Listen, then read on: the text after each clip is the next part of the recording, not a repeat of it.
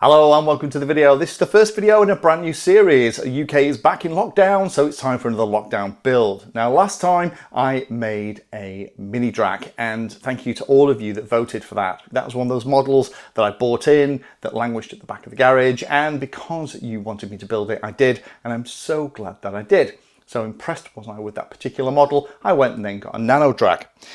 Now, the UK is back in lockdown, so I'm going to have a bit more time on my hands. So it's time for another build. This time it's going to be for this thing here. This is the Black Hawk from E-Wings. Now, I've already done a video on this. I'll put a link down below where I unboxed it. Obviously, mine is almost built out, ready for the electronics. But in this video, what I'm going to do is show you how I've kind of put this together so it's ready for the electronics to put in, and also cover what the electronics actually are so you can see what I choose. A lot of questions to me about what flight controllers do you want to use, which one should I pick? The answer is always the same for me. Go and have a look at what I'm using in my builds. There's a very good reason that I use those particular flight controllers and GPSs and stuff, because they just work. Now this time I'm going to go through the iNav setup again in reasonable detail. So if you are familiar with iNav, none of this is going to be particularly new to you. If, however, you are somebody that's brand new to iNav and don't understand what it's all about, this is probably not the series to start with. I would watch this one here. iNav for Beginners 2020 series is the one I made that goes through each of the setup steps in quite a bit of detail. And that is exactly the same process that I used in both those drags. It's exactly the same process that I used when I made in the AR Wing Pro behind me. Thank you to all of you that commented on that maiden video. It wasn't ideal when we got to the field for the maiden. It was spectacularly muddy, but that was the only time I had available, and that was the only location I had available, so you know what, we just bit the bullet. But hopefully from that you can see how confident I was with things like auto launch to just lob it in the air and have a flight. And I'm going to do the same thing here with the Black Hawk. So this time in this video, what I'm going to do is show you the steps to put the Black Hawk together.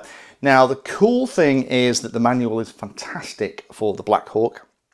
Shows you each individual step. There is a little bit of gluing required. There's a little bit of laminating required.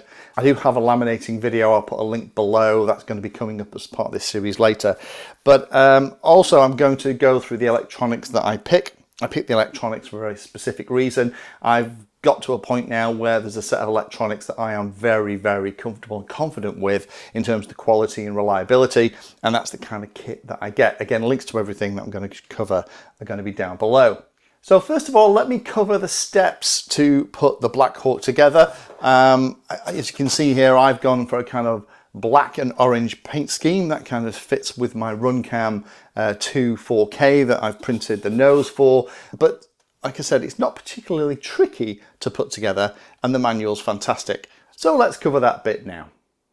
Now I followed the process that's in the manual, the exception that I didn't glue the front pod in first, because what I'm particularly interested in doing is playing around with different camera setups, and I was going to use the DJI HD system on this, but actually I've decided to use a Runcam and traditional FPV in it instead. So first thing I did was to get hold of the two sides. The sides glue onto the center section one at a time. Be careful because there is a right way and a wrong way up. If you're looking at the back of the model where the motor mount is going to be, you can see which is which. Cover the side with a nice coating of the glue. I'm using the same glue in the manual. It's the clear glue from Gorilla Glue. Then pop the side on. You can use pins to keep it in place, and then put something heavy on top. Leave that overnight. Once that's finished, then use the spars in a corkscrewing motion to actually cut the holes through where they need to be, and then repeat the process for the other side, and again use the spars to cut the hole in the opposite direction. Once that's done, then the next job is to attach the side parts to the main body. Again, using a liberal coating of glue, slide them onto the spars that are now into position. That will hold them in place, and again leave them overnight to set up. The only quick tip with that is make sure you use a pin or something so the back of them line up perfectly with the back of the model. Once they're all dry, then use the short length of hollow tube to poke through the side of the body into the electronics bay, and that's going to give you a path to put your servo lead through that's going to go out to the wing. Once you've used it for that, then you can put a dab of glue into the rear hole of the side pod and push that hollow carbon spar into place. That's going to act as an extra little support for the back of the wing. Once that's done, then it's a case of putting on the rear motor mount, again using the glue. There are 4 nuts that are actually in the kit that you can push into the recesses and use a little bit, just a very small amount of super glue to keep them in place. Cut a few recesses in the back of the model, and a good coating of the Gorilla Glue will keep it all into position. Once that's done, then I cut and inlaid the reinforcing spars.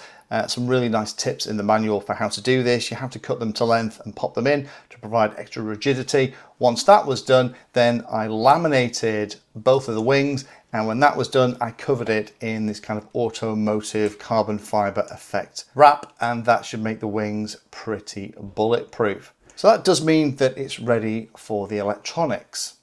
I did then, as a final step, 3D print the nose that I wanted and glue that into position using the same glue too.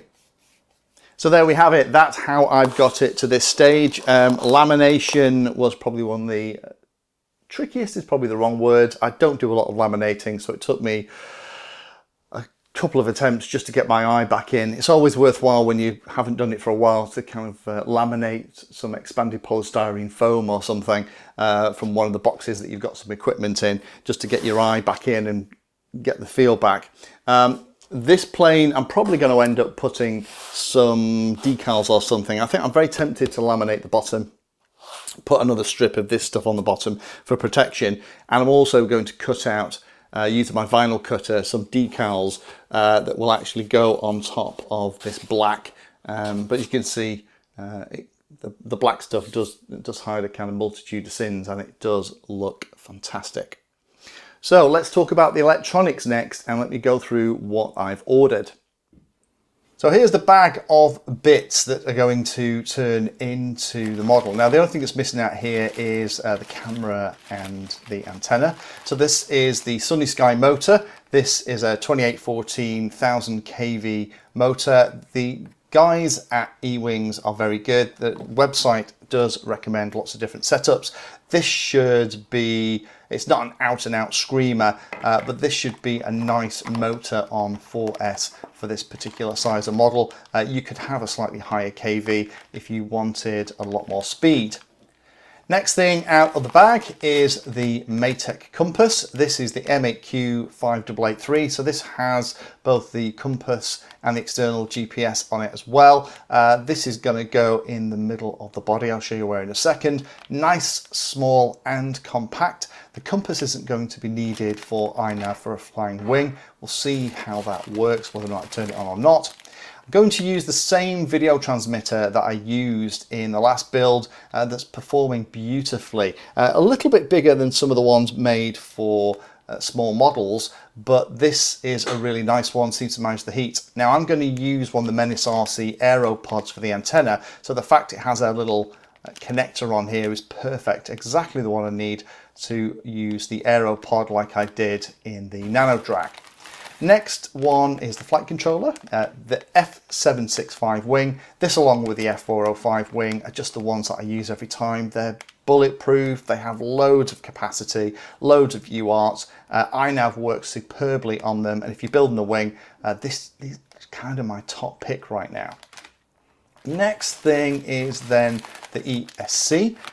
This is quite a chunky bear. This is 60 amp. This is probably way more than I need, but I like to make sure the ESCs aren't working too hard. We'll mount that in airflow to keep it nice and cool. So that big chunky bear is going to be at the back with a nice decent sized motor. So it's going to be a reasonable power system on this. And then finally, these are the servos that I got in. Now, thinking about it, these might be slightly undersized. These are exactly the same servos that I used on my Nano Drag, and they are working fantastically well. Metal gear, digital, I think they're about 13 grams. They're quite small and compact. If you're building a smaller model, these are the ones that I tend to go for at the moment. I have some really good experiences with them. But with the wingspan of this model being a little bit more, I may change these up. So stay tuned. I might end up with a slightly bigger servo this time round. So that's the stuff that I've ordered. Again, links below. I'm tempted to put the flight controller in the bay at the back. Surprise, surprise. I'm probably going to put the ESC, mount it externally for cooling, and then obviously the motor is going to be at the back. And then this thing is going to be all battery bay. The GPS is probably going to sit here. So join me in the next video where we'll start to think about that. And first of all, we need to get iNav onto that flight controller, make sure it's okay, and do the basic setup and layout bits next. Thank you for watching my video and watching right to the very end. If you want to find out what I'm currently working on, you can follow me on social media by searching for Painless360 in the usual places. If you'd like to become part of the inner circle, then you can become a Patreon. Details are in the description and you get lots of additional benefits. Check out the playlist section on the channel too.